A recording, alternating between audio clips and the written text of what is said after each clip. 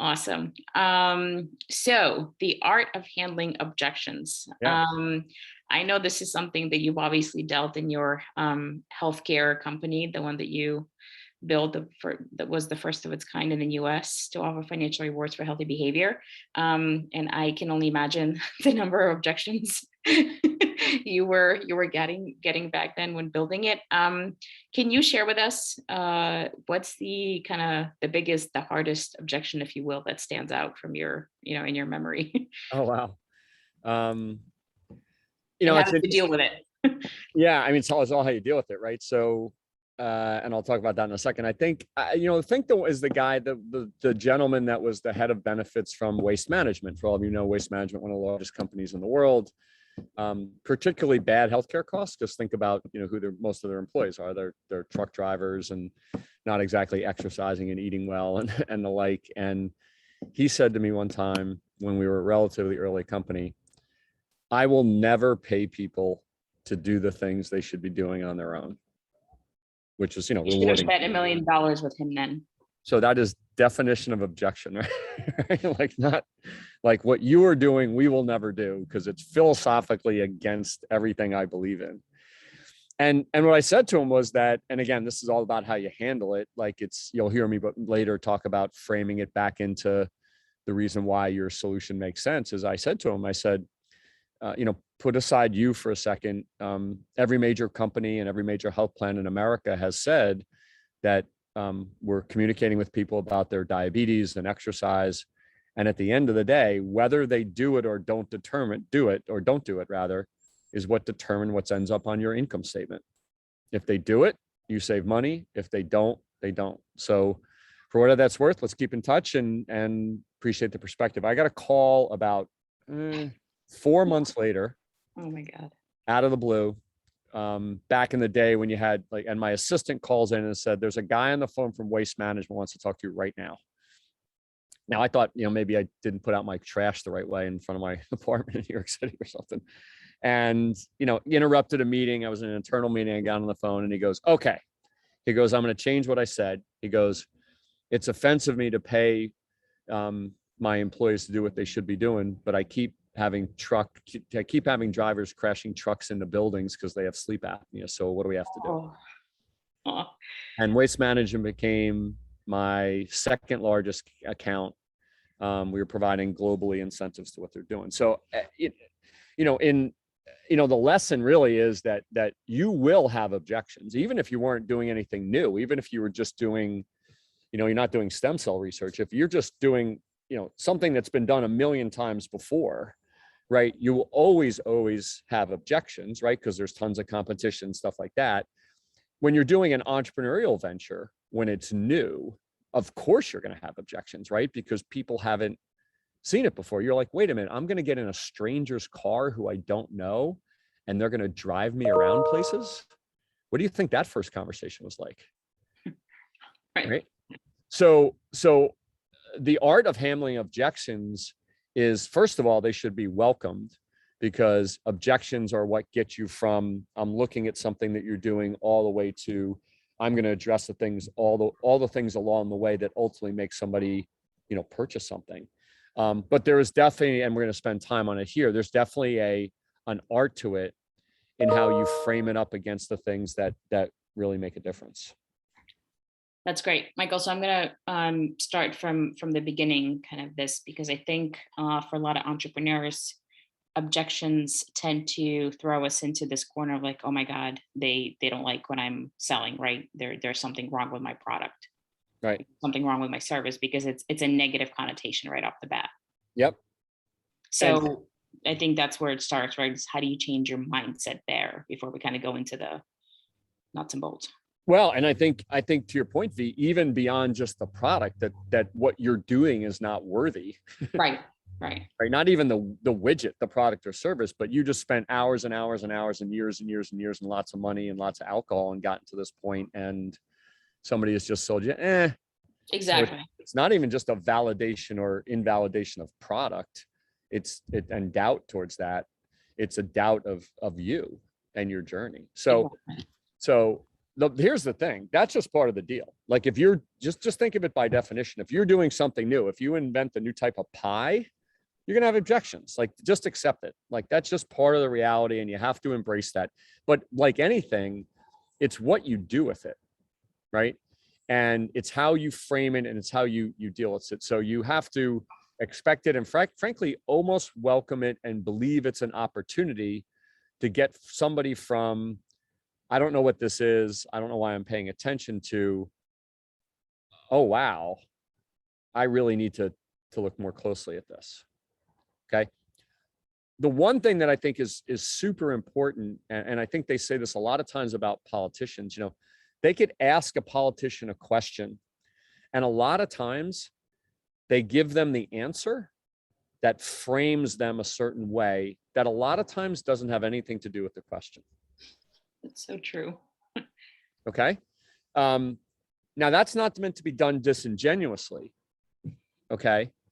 What it's meant to do is to understand, and this is probably the most important thing about objections is to understand why the person on the other side of the table wins or loses. Mm-hmm. Right? I mean, that's the most important thing that you need to keep in mind when you're answering objections, right? Where do they face great opportunity? Where do they face great risk if they don't do what you ask them to do? Mm-hmm. Okay. So think about it in the context of something that creates risk for them, creates opportunity for them, right? If somebody was walking in and somebody said, well, I'm thinking about buying that suit, but I just don't know if the style is out there. And you could say, well, the style came from this designer and this thing and this fashion house. And you say something like, well, I imagine, you know, where are you going to wear the suit the first time? He's like, well, I have a very important business meeting. You're like, well, I'm sure the people there are going to be, you know, dressed to the nines. Right.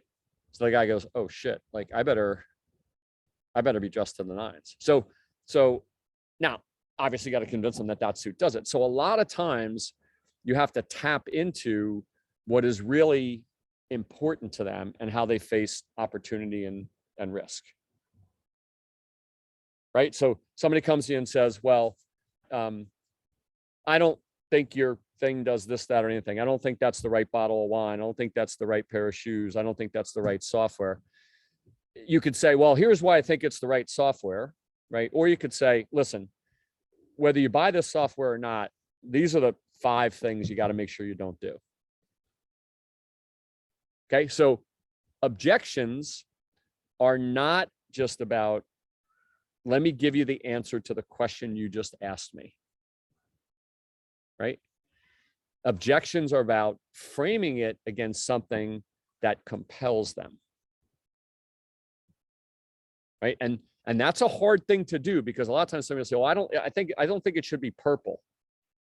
And don't get me wrong, everybody, like there are certain objections you have to address. But what you're trying to do is you're trying to get them to put you as the seller, which we all are as entrepreneurs in our businesses, in a different bucket. Right. Like everybody else is talking to them about oranges and I'm talking to them about apples, and you want them to go back to their desk a day from now, a week from now, and perceive you differently. Okay.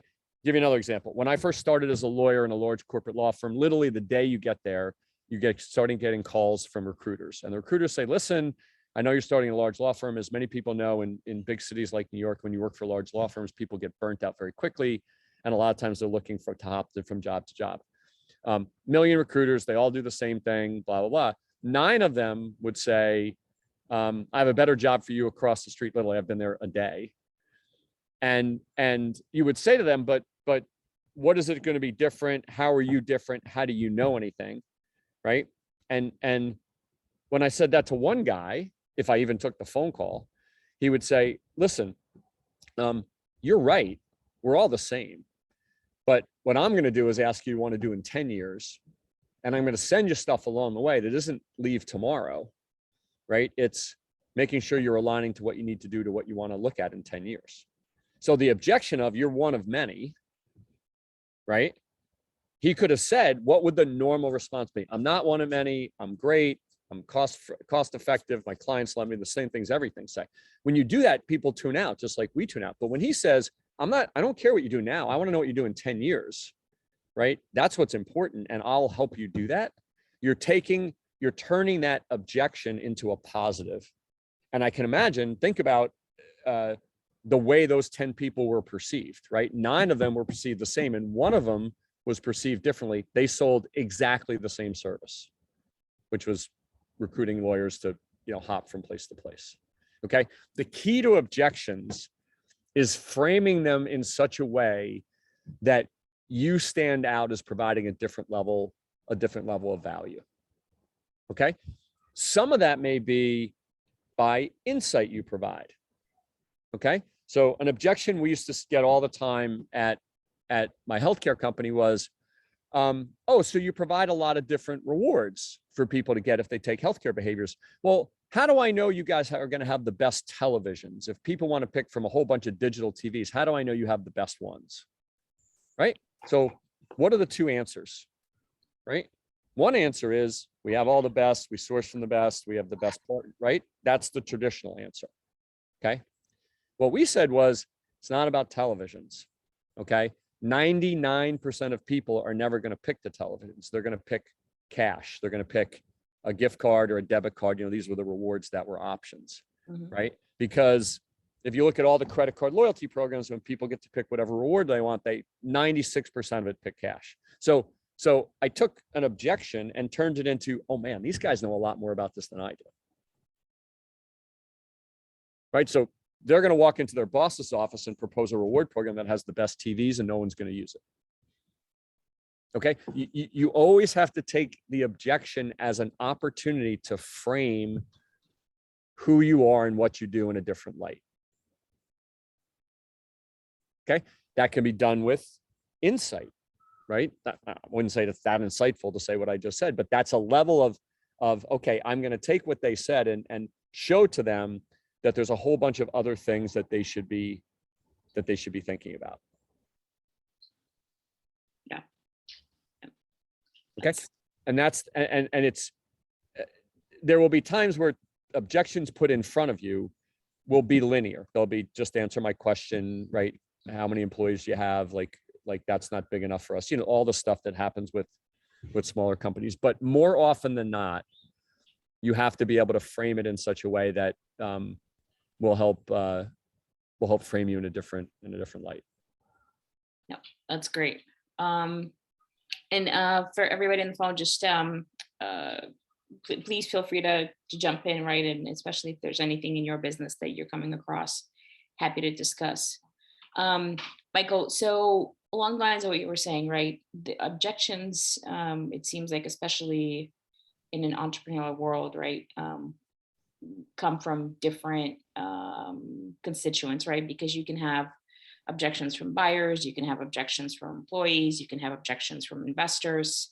Yep. How do you approach this? It's a great question, B. I think the fundamental of it is always about what's that value to the person across the table from you, and depending who they are, the value is different, right? The value is different to an employee as it is to an investor, it is to a customer, and even within a customer, right? There might be 5 people that you're selling to, right? Or let's say you're an interior designer and you're selling to a husband and a wife, right, who are about to hire for the new home that they just built. The value story and the way you address objections to the husband are different than the value story than you might to the wife, right? Because they all have different values. So whatever they ask you, listen, I don't want to make it sound like Michael Dermer walks into a meeting and somebody says, what's 2 + 2 is 4, what's 2 is 2, and you talk about pizza, right? Like, there has to be some other alignment, but your job is to be savvy at being able to take what's important to the husband, what's important to the wife, what's important to both of them, right? And align it to what those things are. So when you say to yourself, okay, what's important to an employee, right? It's about trying to align it to the things that you think are the most important to them to get that employee. And some of that is against the backdrop of that we all face in everything we do a huge amount of competition, and we all face the fact that you can always get something cheaper, right? And not always the case, but almost always the case in the world that we live in. You can get almost everything cheaper, and people are competing for your business. Okay. So you say to yourself, well, okay, well, how do I deal with, the objections then? Like, if somebody objects and says, well, I can get it cheaper elsewhere and there's more of you, how do you deal with that? So what you really have to be able to do in that particular, objection is, how do you frame your value to bringing an insight that's going to give them that pain or give them that pleasure? I'll give you an example. My brother runs my family real estate business. And so he manages my family real estate, and he manages a whole bunch of other properties in New York City. So he manages about 25 buildings in New York City. And, he's also a broker. And so when my brother first drafted his language for being a broker to the people in his buildings, he wrote, what would he write? He wrote what you would normally say. You would say, we're good. We get the highest prices for our clients. We, really understand your need, all the normal stuff, right? And I went to him and I said, okay, Dan, that's fine. I know that's true. You're my brother. You're good at it. I know all those things are true, but that's what everybody else is saying. So like, when somebody objects to you and says, well, why you? Or somebody objects to you and says, you're like every other broker. I don't know. When you write that, you are. And I said, but in a time of COVID, right? When people are buying into buildings where, and most of New York is buying into apartments and buildings, not standalone homes. You're buying into a building. How much do you really know about the financial health of a building, right? We all saw the tragedy down in Florida. How much do we really know about the physical structure health of a building, right? What you should say is, buying into a building is risky. Why you, Dan? There's a million like you. Why you, Dan? You cost much. Why you, Dan? Right? Well, you're the property manager, which means you have your finger on the pulse of the financials. You have the finger on the pulse of the status of the business in terms of how sound it is. What you should say to them is, you should be using your property managers as your people to help you buy apartments, because there's the only reason that people know, the only people that know. So the objection is, Dan, you're the same, Dan, you're this. But then what you're doing is you're aligning to something where they go, oh, wow, I didn't really think of that. I have all these brokers calling on me and objecting, but I don't really know why. And so you would say things like, listen, whether you use me or use someone else, you should be using somebody who's the property manager, because they're the ones that only really know the financial and physical soundness of a building. So V, I think a lot of it is really about taking what they ask you and of course addressing the question right in front of you, right? But also framing it against, especially to the most senior people in the room that you're talking to, because they're not going to pay attention to whether the widget is blue or green. It's about framing that against the context of the stuff that matters. So that buyer walks away going, I'm talking to apples and oranges. I should not be talking to real estate brokers. I should be talking to property managers who are also real estate brokers. So what he did is became an apple in a world of oranges. So now when that person goes and looks to the next person, right? Unless that person says, right, what it is, and when they ask a broker, they're going to go, tell me about the building. Most brokers would say, well, we'll call the property management company. We'll find out. Right? So you have to frame it against something that is compelling to them, that shows a level of understanding and insight that makes them go, okay, these are really the people. And I will actually work through those objections with them. I will steer them through, hey, when we go sell this to somebody else in our company, this is some of the stuff that they're gonna say. Right? So for example, let's use the Lonely Entrepreneur Learning Community. For those of you who have used it and experienced it, we think of the Lonely Entrepreneur as a one-stop shop for answers, right? Instead of going all over the place, you get learning and you get coaching calls like this, and you get a community where you can ask questions and all this stuff, right? So V, what would if I said that to you and you were let's say it's a bank and it was trying to determine, hey, I'm a bank and I want to give entrepreneurs something that helps them. Or if you're an individual entrepreneur, what would be some of the objections that you would have to what I just said? Well, why you, right? Yeah. Absolutely. When you think about the struggle of being an entrepreneur, it's put aside whether it was us. I mean, why isn't there one place you can go that brings everything together? Right? Like I didn't, that's why we created the company, right? So if you went to, you name it, like if we asked everybody on this call, where were you going before? Right? You're Googling things, you're going all over, like whether it was us or not, people need one place to go that they trust, that brings a lot of things together in one place. Right. Right. So I'm framing it in the context of what I think our value is and what I think the challenge is, which is, as we've all talked about before, entrepreneurism is hard. There's lots you need to know. It's all over the place. I got to figure it out. I got to talk to people with the same last name as me. And I'm trying to frame it as I think that's where we help. Right. Do you want a couple more objections? Sure. So, right. And a lot of times it's, well, tell me about the content, right? Because obviously for entrepreneurs, there's so much out there. What's different about your content? Sure. Listen, an income statement is an income statement. I mean, the way you describe what an income statement is, there's nothing magic about the way we describe it. I think what we've done is we've just put all of this together in a way that it's organized so that when you are going down your entrepreneurial journey, when somebody says, well, what's the valuation of your company? You've never heard that before. You can click on the raising money section and organize it. So I think a lot of it, we're not curing cancer here, V. I think what we're doing is putting everything in one place that hopefully adds value to people. Now, don't get me wrong. We try to add value and we try to put insightful things in there, but what we're really doing is bring together the best of the best in one place in a way that people have one place to go to get it done. But don't entrepreneurs want to go to somewhere where they either know somebody or they think that they trust? Sure, absolutely. And I think the challenge is there isn't but one person, right? Like everybody should have like a one-on-one coach that sits by with them every single day and helps them in the journey. But 99.9% of entrepreneurs don't have the luxury to do that, either it's financially or otherwise.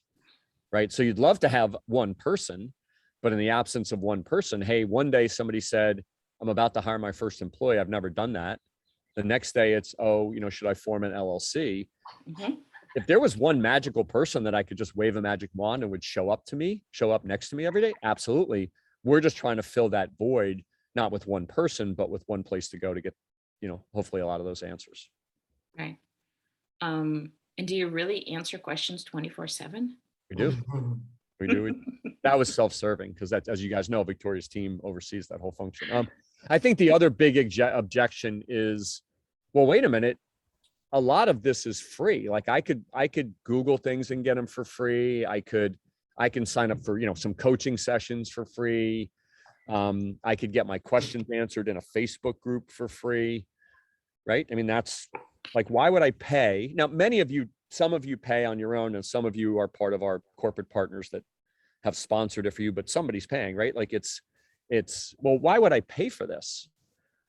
And you would say, well, think about it. All of that's true that you just said. Has your life gotten easier being an entrepreneur because all that's out there and free? You're still struggling. Well, the sad part about this is that we've said to everybody being an entrepreneur is the American dream and the dream worldwide and right, blah, blah, blah. And yet you go figure it out on your own and it gets harder and harder and harder. So it's certainly free.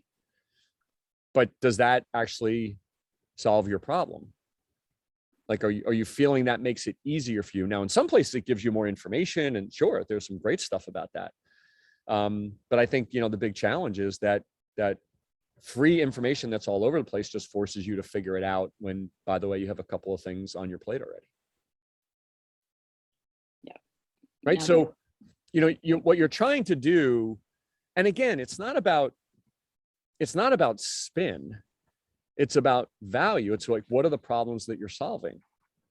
One of the problems as all of us as entrepreneurs is that there's all this stuff you have to know. And it's over here and over here and over here and over here. It's not about that. It's almost like, I guess maybe the way I think about it with Lonely Entrepreneurs, it's a model. Our model is instead of going all over the place, you go to one place. You might not think that's the right model. You might say, I'm going to get, coaches in these 20 different areas, or I'm going to we're just saying that if you look at us, we're an apple and oranges do these other things. No different that I was talking about the healthcare solution or the other type of thing. So it's always like the politician, right? Now, politicians do it somewhat disingenuously at times, but it's always about framing it back to the things that where you provide real value and you win. And objections are an opportunity to do that, right? What's one of the biggest objections you hear? You're too expensive, right? Well, everybody's too expensive. Everybody can get services for less, right? Maybe the only place you can't get services for less now is employees, right? You have employees in trucking industries and in retail and in restaurants and stuff like that because of the employment situation you have, right? It's a really hard thing to do, right? But in most times and in more normal times, you can almost get something for less, right? And so you say to yourself, okay, what's the objection? Why would I pay for what you pay? It's all about the value that you're creating, right? And the value that you're creating is a lot of times around those insights. I think I may have shared with some of the folks here before, this company we work with Whisker Docs. Whisker Docs is a subscription service where basically everything for your pet, other than what you would go to the vet for, right? So what leash should I get? My pet doesn't look good, right? ... There's all these issues. Where do you go? Right now, you just Google it. So they created this subscription service where you can get answers online through a cool algorithm. You can email or text back and forth to vet techs, they call them. You can talk to a vet tech, and then eventually you can opt up into an actual veterinarian online, right? And what people would say to them when they would say, you to license this platform as a company, for example, like a pet insurance company, they'd be like, why are we paying you all this money to license your platform when it's really just a call center of vet techs? And by the way, it's not even a call center anymore because all these people are just sitting at home logging in. Like, why am I paying you all this money to do it? Right? It's just technology and people, whatever.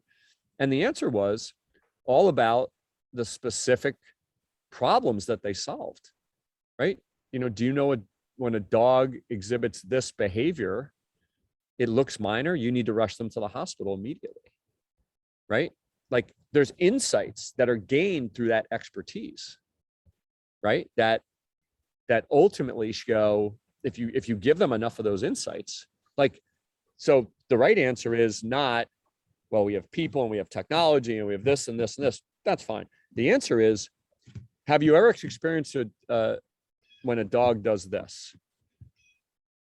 Well, no, but okay. Well, when a dog does that, it seems like a pretty mundane thing. Like, it doesn't really seem like anything.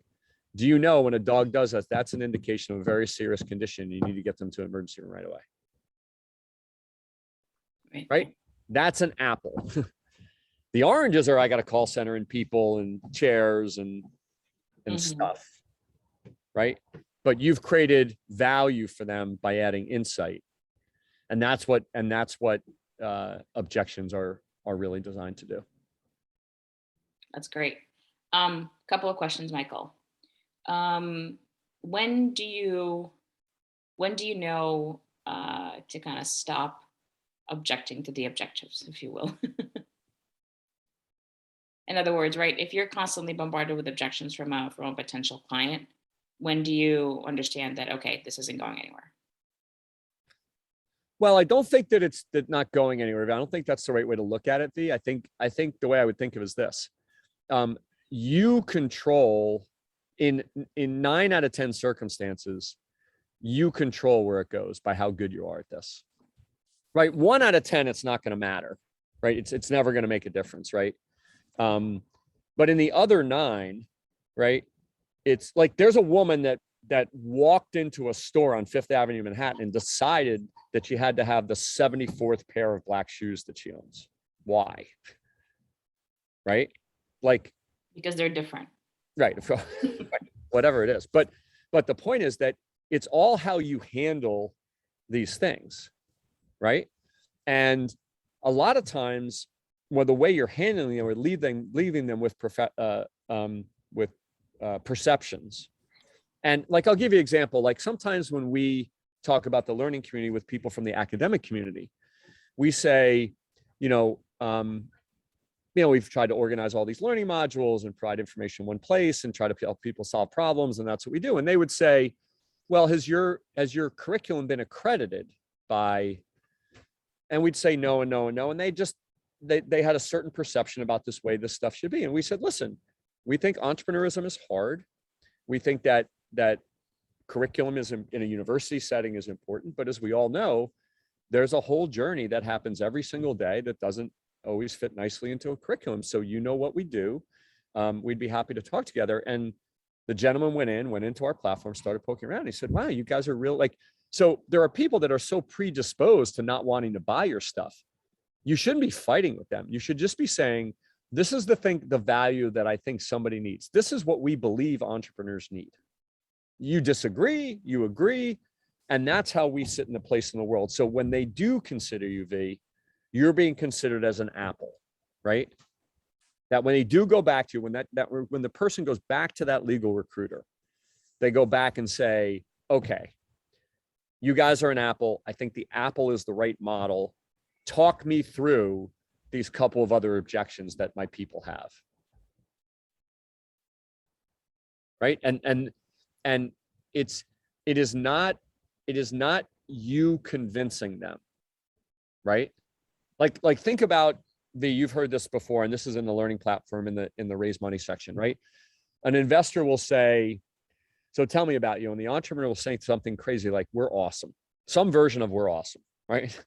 We've got this great model, great business, great technology, great people. Like we're some version of awesome, right? And when investors are making injections in their head, whether they say them out loud or not, they're saying, well, everybody says they're awesome, right? But if you said, listen, obviously we love what we do. We're very passionate about it. Don't ask us, go ask our customers. Don't ask us, just look at what we've been doing, in the press, right? It just changes the dynamic from you've asked me something and I'm going to respond somewhat defensively at times to what they're asking. I remember back in the day, we were doing a really big incentive program for a multinational company. And they said they probably had 75,000 employees globally. And they said, can you do things in Nigeria? Now, we had known enough about their footprint and had done enough research to know that they had, 0.5% of their employees in Nigeria, right? And one of the people in the room really was hammering on this. Somebody else in the room was the senior compensation and benefits person who controlled, $1 billion of spend, who is waking up every day not thinking about the 8 people they have in Nigeria. Now, we could have said, well, we don't have it in Nigeria, or Nigeria, we could do this, or Nigeria, this is how you do it, or X and Y and Z. But we took that as an opportunity to say, listen, we have got rewards where 95% of your employees are.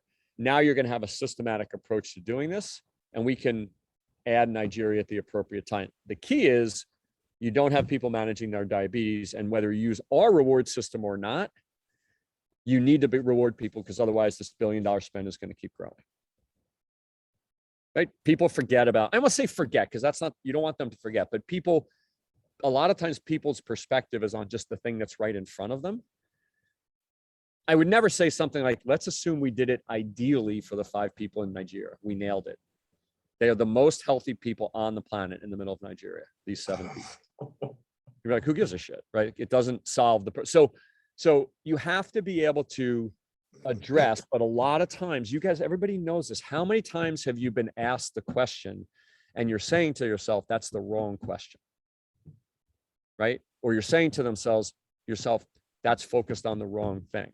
Your job is to make it focused on the things that add value to them, that make a difference to them, that when they go back to their desk are the things they care about, while of course being respectful and responsive to the particular question that they just asked you.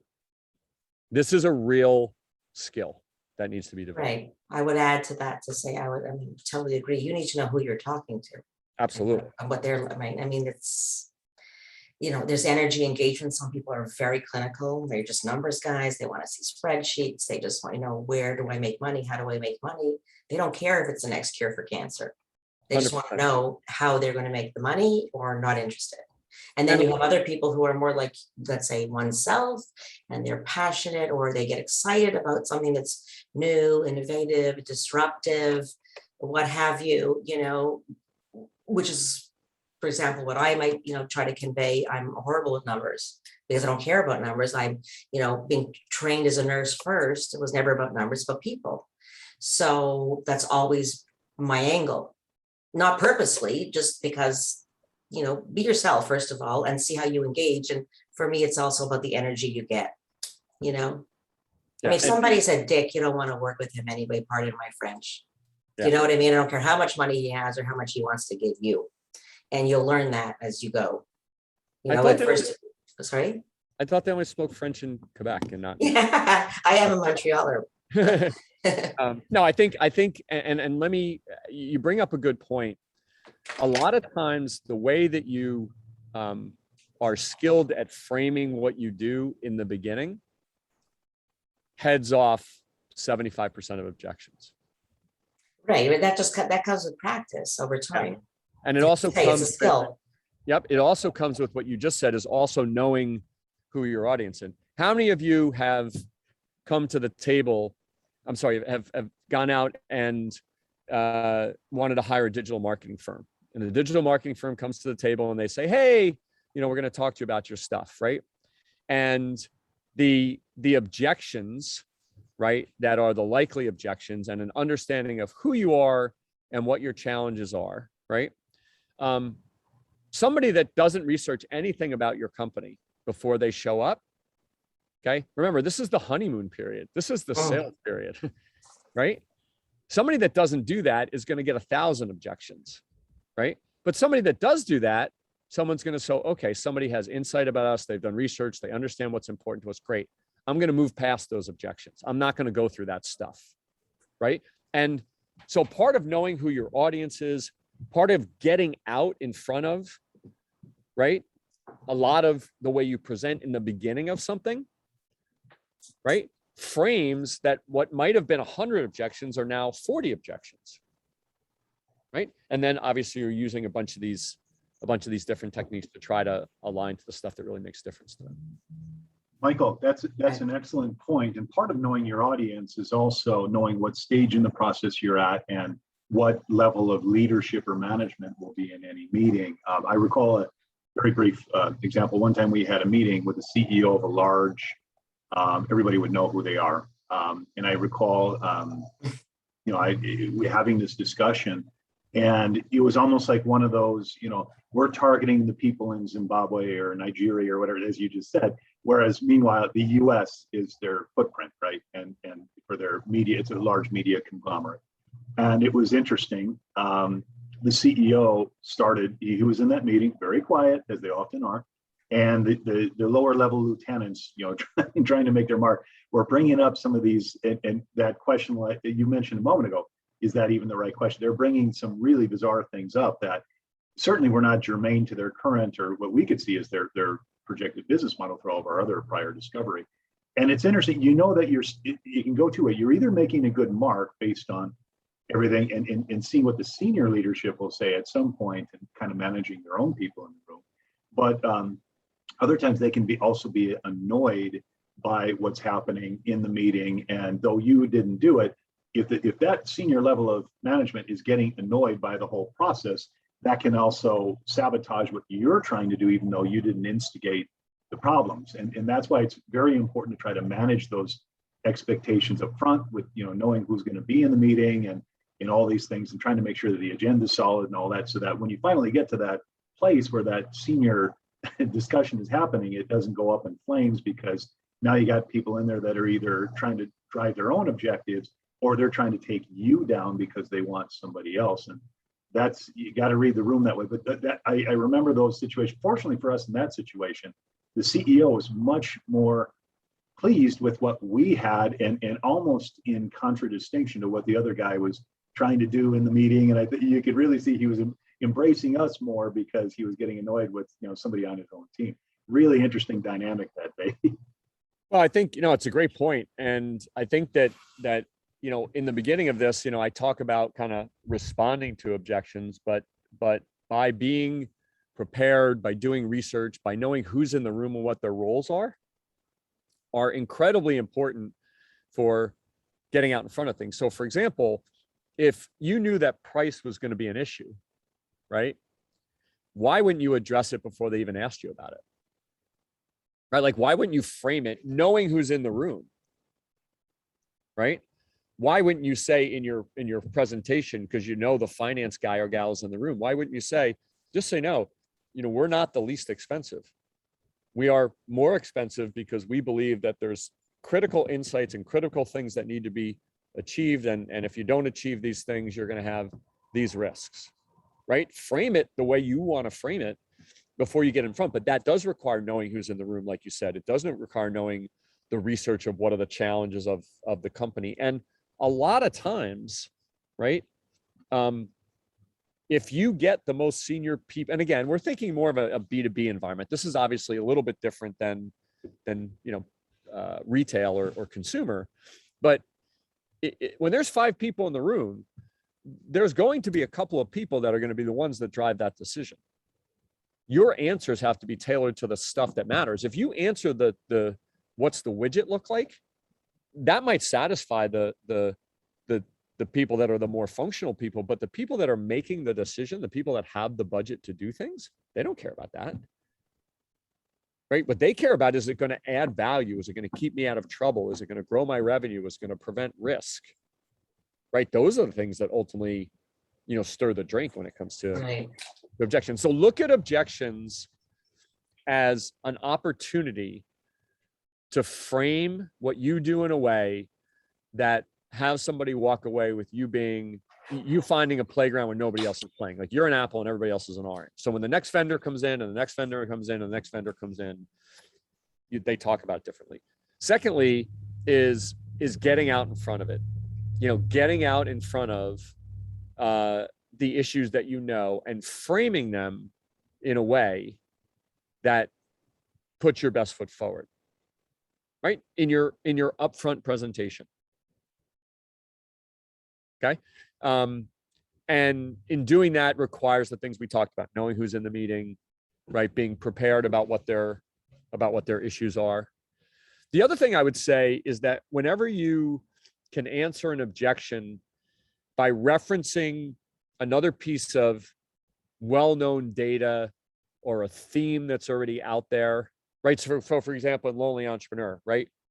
There's no lack of information on entrepreneurs, but it's all over the place. What's the place you would go? So this is probably maybe 2 years ago, we were talking to the head of small banking from a large bank, a name you would know. And she said to me, "Who's your competition?"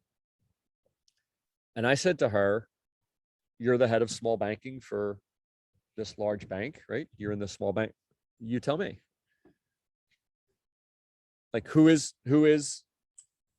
bringing together all the stuff in one place and it wasn't meant to be offensive or disrespectful. Right. Somebody might interpret that as being arrogance.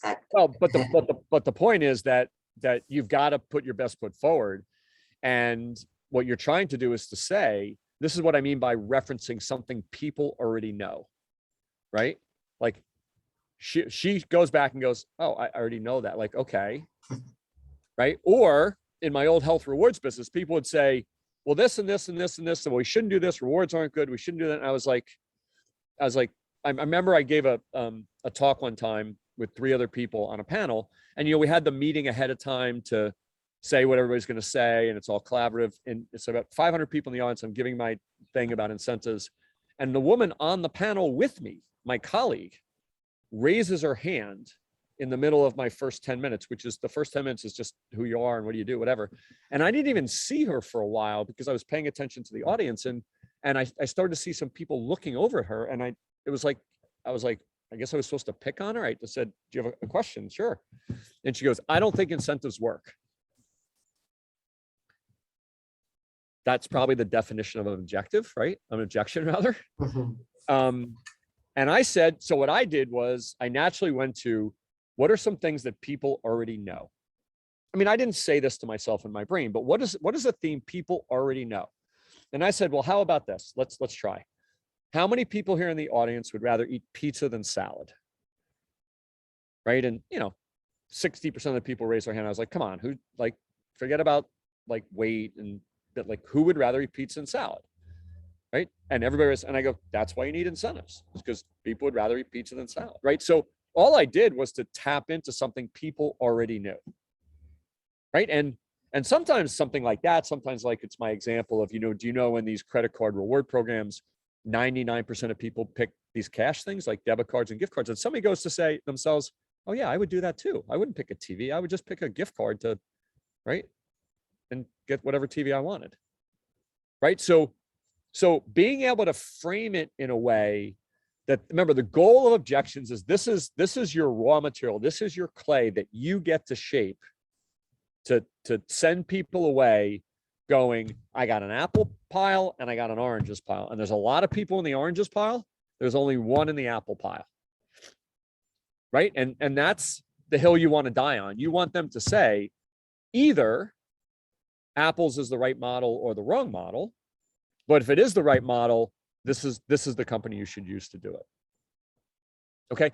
This is one of the most esoteric areas, because it's what you have to, one of the things you have to be able to do is you have to be able to take your own desire to win business, desire for people to say nice things about your stuff, desire to validate you and your product. You have to put that aside, because your initial reaction would be like, somebody asks you a question and before they're even finished, you'll go, blah, blah, blah, blah, right? Go slow, be deliberate, put all that stuff aside. This is the skill, right? And slowly frame it towards the things that accomplish some of the objectives we talked about here. Okay, this is something you definitely get better at and need to get better at, because people always say in an industry, well, the sales cycle is really long. I can tell you that in many cases, you can turn long sales cycles into short sales cycles by them believing you're an apple versus an orange. If a customer believes that their competitor is going to beat them because of what you do, they will move heaven and earth to take that sales cycle that would take a year and turn it into a month. Mm-hmm. Okay, so objections are an opportunity. Great thought. Thank you, Michael. Hopefully this was very insightful for everybody. I think we touched on some really important pieces here. As always, here every Friday at noon Eastern. So please, looking forward to seeing everybody next week. And we're always here if you have any follow-up questions or things that we can help with. Terrific. Thank you, everybody, for your time. Great, thank you. Pleasure to meet you all. Bye-bye. Likewise, Rhonda. Thank you. Bye, guys. Bye. Thanks Great a lot. week. Bye. Thanks, Nancy.